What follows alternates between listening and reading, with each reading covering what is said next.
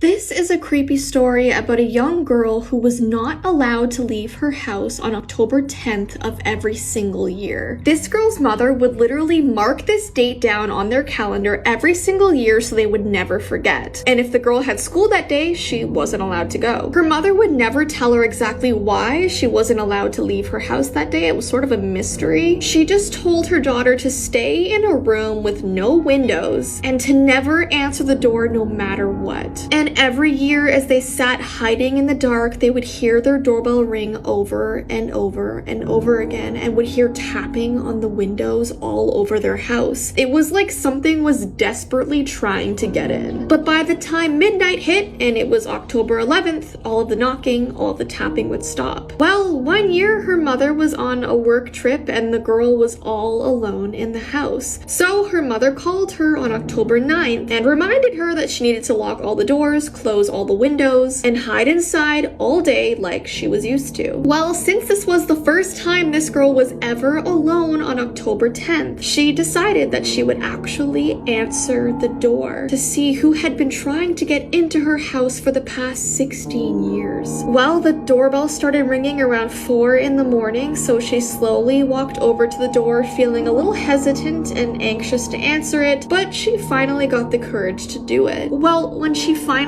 opened the door, she was face to face with this tall, gangly woman with droopy skin all over her face and her body. Her skin was so thin that she literally resembled a skeleton, and she just stood there pointing inside the house with her mouth wide open. The girl immediately closed the door and ran into her bedroom. She called her mother, told her what happened, and demanded answers. She wanted to know who this woman was. It was time to find out. Her mother told her that 50 years ago there was a mother and daughter that were living in the house before them, and on the night of October 10th there was a terrible fire and they both perished. Now, police and firefighters were only able to find the body of the mother and not the child. So every year on October 10th, her spirit tries to get into the house so she can search for her little girl.